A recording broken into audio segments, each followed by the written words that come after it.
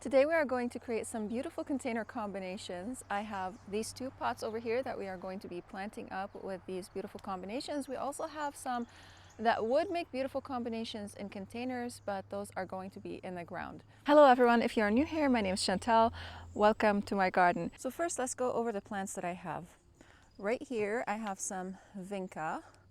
And I didn't see a variety name on this Vinca. It just says Vinca, no color, no nothing, just there it is, Vinca. And this Vinca needs full sun. It grows 12 inches tall and about 10 to 15 inches wide. And right next to it, I have this beautiful petunia. Look at this color combination over here. Isn't that just gorgeous? And this petunia, again, no variety name because these are just the 4 packs that I got from Walmart. And the petunia is also a full sun plant, and it grows about 9 to 15 inches tall and 10 to 15 inches wide. And right behind it, right here, I have some Dusty Miller. And this is, again, no special variety. I got late to the big box store and the nurseries after everyone has bought their annuals, after all the sales, and I was a little bit late on getting my plants, so I ended up with leftovers. But even with leftovers, I think we have some beautiful varieties over here. And this Dusty Miller grows about 8 to 12 inches tall and 4 to 8 inches wide. It makes a beautiful kind of centerpiece. It can also act as a filler, so we're going to be using this as well today. And right here I have this beautiful Coleus. This Coleus right here is Flamethrower, and it grows about 12 to 18 inches tall and 16 to 18 inches wide. And then right behind it I have this beautiful Licorice plant. This is by Proven Winners. This one grows about 12 to 18 inches tall and 18 to 20 inches wide. This is also drought tolerant plant. I forgot to mention that this Coleus over here can also tolerate the sun. All these plants are full sun plants, and even the Coleus over here is a full sun plant. It can be both in sun or shade. And then right behind the Coleus, let me get one with some blooms on it. I have some Calibrachoa. And this is, again, by Proven Winners. Isn't that a gorgeous color? I love this Calibrachoa. Look at these blooms. I wanted to get something that was white or yellow so that I can play with the yellow that's inside the blooms, the throat of the blooms over here, but I wasn't able to find anything because everything was taken away. But we have some beautiful combinations over here. Let me tell you the variety name of this Calibrachoa. This is Grape Punch, and it grows about 6 to 12 inches tall and 8 to 12 inches wide. So we have these beautiful varieties over here. I'm going to also talk to you about about watering requirements for each of these. The first container that we are going to be creating is going to be with this combination over here. We're going to have the Grape Punch Calibrachoa, Flamethrower Coleus. Isn't that a gorgeous combination over here? Look at this. And let me see if I can hold all the containers together. Some Dusty Miller. Look at that. And also this beautiful white licorice over here. So there we go. All of these plants need to be watered when dry. The Calibrachoa and the white licorice are both drought tolerant, as well as the Dusty Miller over here. I may use it, I may not, I'm not sure, but this is an option for me, and I think I will use it because we'll see. I'll show you what I'm talking about over here. Surprisingly enough, even the Coleus likes to be watered when dry. And this is very compatible with the Calibrachoa because the Calibrachoa does not like to have wet feet. It does like to dry out before you water it again. So I was a little bit nervous about putting the Coleus with the Calibrachoa, but seeing the tag over here, reading the tag over here, it did mention that you want to water it when dry. So that's perfect, as well as all these other plants in here, they are drought tolerant, so they do like to dry out between waterings. The licorice, the white licorice over here, and the dusty miller. With the coleus, these are grown for foliage as well as the dusty miller, and you want to deadhead them when they do start blooming. Eventually, kind of like by midsummer, end of summer, they start putting on some blooms, and you can deadhead those blooms if you want them to grow fuller. If you like that look, fine, you can keep them, but typically coleus is grown for foliage and not for the blooms. I'll admit, I was not a fan of coleus. I never really liked it. I find the texture a little bit creepy, but I think it is a beautiful plant and it has a beautiful color. And the reason why I think it's creepy is because it reminds me of spiders. I don't know if any of you kind of feel this way about coleus, but I do. But it is really gorgeous. And I think if I just don't get too close to it, I'll be okay looking at it from a distance, because it does add a beautiful texture and color. And same with the dusty miller over here. They are grown for foliage. I have seen some people that grow them for the flowers. I did one time let my dusty miller go to flower, and personally I did not like that. So I think that I will be deadheading these because I just want the foliage in here, although they do have yellow flowers, and the yellow flowers would probably work out well with the Calibrachoa over here, but I think just the silver foliage alone is beautiful with the Calibrachoa. I mean, look at this. Isn't that gorgeous? And this is a new plant to me. I don't think it does flower, and it says no deadheading. So we will be using this as a spiller. And my intent with the dusty miller over here is to use it as a filler because it's a little bit shorter than the coleus right here. And then we also have the Calibrachoa that's going to be both as a filler and a spiller. So this will be a little bit shorter than the dusty miller over here. And we have kind of gradual height in the pot. So with these pots, we sort of see them from both sides. So I'm not sure. I may push the coleus to the back, but I also want it to look pretty from the back, because especially I look at the pots from the window and I love to see them. And when people are coming in over here through the front door, I want it to also look beautiful from the front. So I'm not sure. I may push the centerpiece to the back and I may put it in the center. We'll play with the pots and see what works out. So the next combination that I have is, I don't have the full combination, but I think that we can create a sort of a combination from the plants that we have over here, and also give you some ideas about what you can do if you want to plant these in a pot. So these plants are actually going in the ground for me, but I thought that these would also make beautiful combinations. And whoops, and look at this, the Vinca and the petunia. I mean, you can just plant a pot with these two plants over here, and that's it. That's all you need. Look at this. Isn't that gorgeous? But if you want to add a little bit more color, you can bring in some dusty miller. Maybe that would be your filler or even your centerpiece if it does grow to the, if you let it grow flowers, because the flowers are what makes it taller. But you can add this as a filler in here, and you can add a grass in the middle. You can even add maybe some type of a purple grass. I think that would look beautiful. The purple grasses are not this color over here, but I think even a coleus with maybe a little bit more kind of a cooler tone red than this.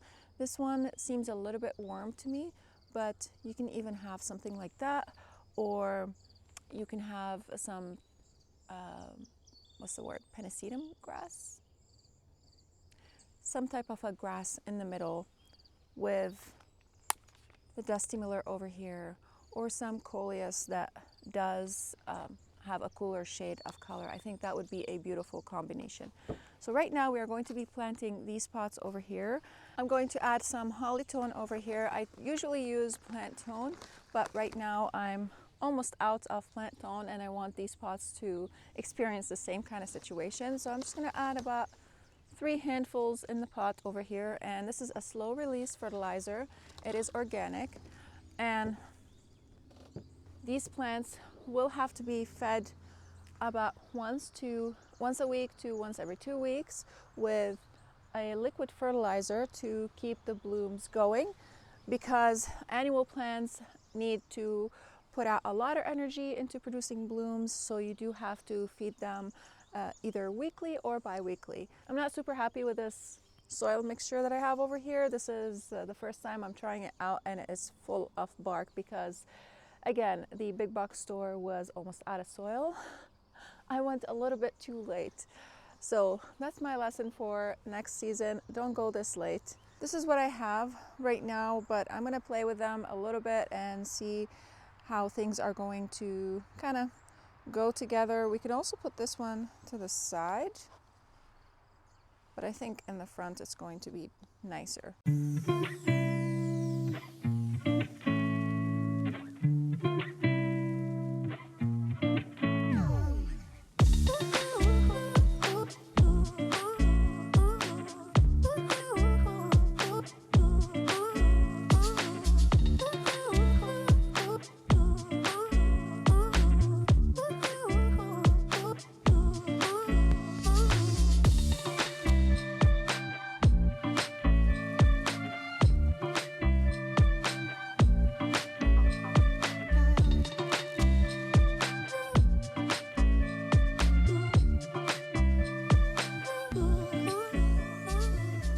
Don't these look gorgeous? Let's look at this one over here, since it has the flowers on it. And these Calibrachoas don't need to be deadheaded. You just set them, water them, fertilize them, and forget them, basically. That's all you have to do. I will be fertilizing these on a weekly basis. If I remember, I'll try to put a reminder on my phone because I do forget. And all these hopefully will fill in and start playing together, and you'll see this Calibrachoa kind of over here, it's sort of going up. Excuse me, over here it's kind of trailing down a little bit, so we'll have both actions on these, and these will probably like be right about here to the pot, maybe a little bit taller. And you can also trim them back if they are leggy like this one. I'll probably come and trim back because it's super leggy. This way it can sort of bush out and put a lot more blooms. And same with this Coleus over here. I'm going to actually trim this one right here. So I'm going to take it to a place where it has a couple branches coming out, and once you trim it, these 2 little branches, this one right here and the one on the opposite side, are going to bush out, and so it's going to branch out into 2 separate branches, and whoops, and that will make it fill in this pot even more. So I ended up planting 1 dusty miller in the back just to kind of add the silvery color in the back, so that we're kind of drawing that silvery color all the way to the back of the container and not concentrating it only in the front. And this is going to be, oh, I'm sorry, my camera just keeps, there we go. I hope this setting is better. These are going to be fill in and bloom and look very beautiful. Let me show you the fertilizer that I use. I like to use this organic fertilizer. This is actually the wrong one right now that I'm using. There's one for blooms. I did fertilize it once with it, and since I bought them, it's been a week now, I think. Has it been? Not yet.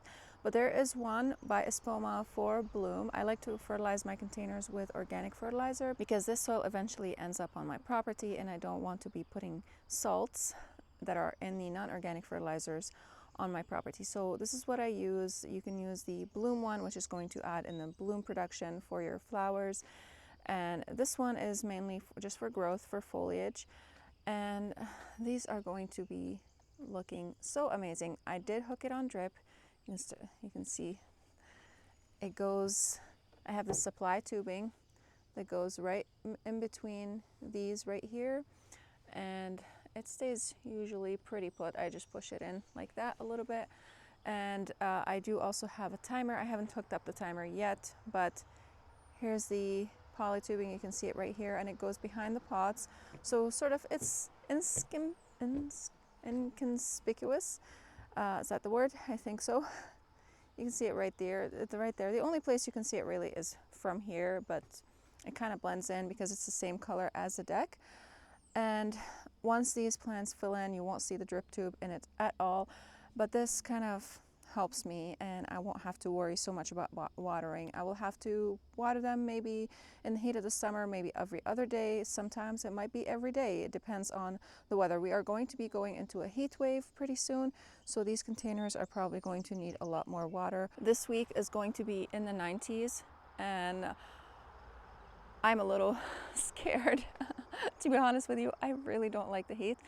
And hopefully my containers will be okay. I need to hook everything on drip. The drip is inside all my containers right now, not all of them. Some of them I do have to hand water, but the ones that are on drip are already hooked up. I just need to put the timer and just set them, and not so that I don't have to worry about them so much.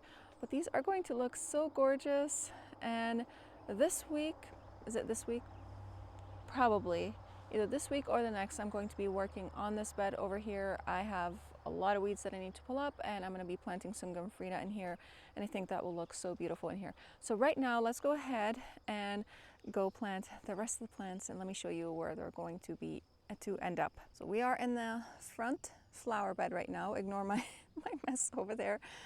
And I'm thinking about planting them in this area over here. I do have to cut back all the foliage on the daffodils over here and fertilize the tulips, and then we'll see how we're going to be placing them in here. I was thinking of actually putting them, let me show you where, right over here up against the rock, and they would have looked so beautiful. But when you come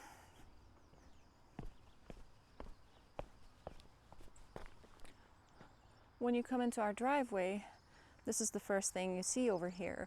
So, and you can see it from a far distance over there, and I really want this to look beautiful over here.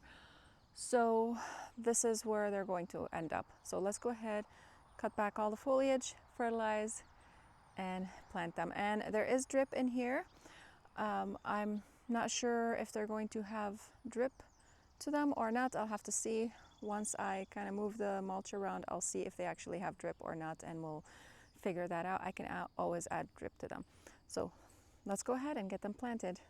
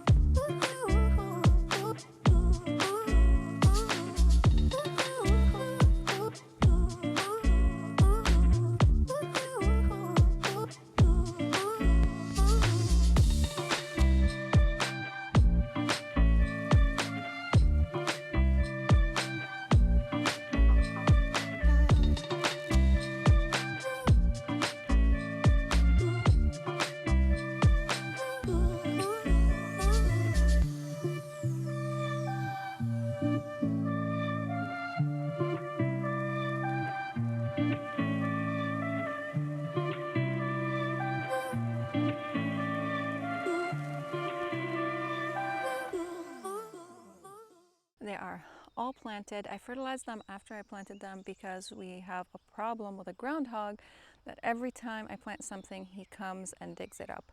And I found that wherever I put fertilizer, that's where he or she comes and they dig up the plant. So what I did is I put the fertilizer over the surface.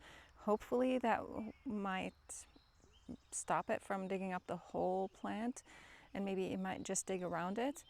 And I do need to get some Repelzol and sprinkle it everywhere that I plant, because this groundhog is killing me. It's just so many of my plants just end up dying because of it, because I go the next day and they're all dried up.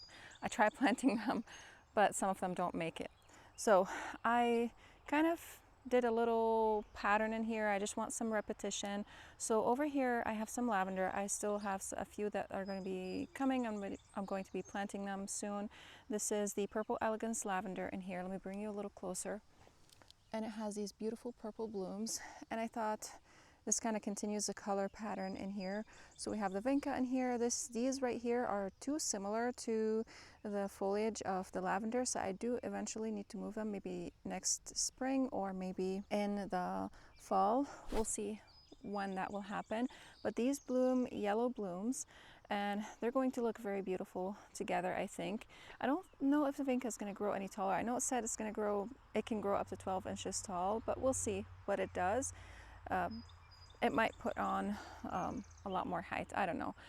But these will fill in, they will put on a lot of growth. I planted them about maybe 10 to 12 inches apart from each other, same with the petunias. And I kind of intertwined the petunias in between the plants as well as the Vinca, because I just want to see color everywhere from all angles, and I think it will look very beautiful in here.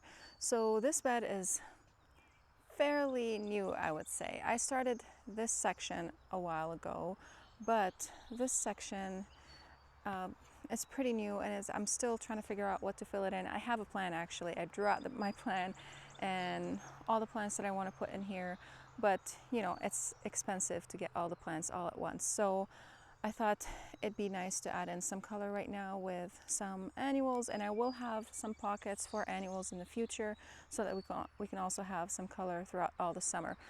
But I think these are just going to look so gorgeous together, and I don't know if you'll be able to see it from a distance, but you see, we can kind of see the plants from all angles over here, and it's going to look absolutely gorgeous.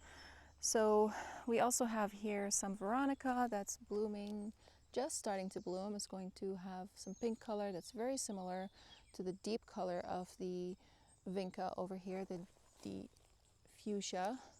You can see it right there. And the irises are done blooming in here, but then in the summer we are going to have the phlox, that's the tall phlox, that's also going to be blooming some pink sort of color blooms, so that will all tie in together and with the lavender. So once the lavender is done blooming, I'll also I'll shear it back, and then it will bloom again. I messed up the mulch over here. There we go.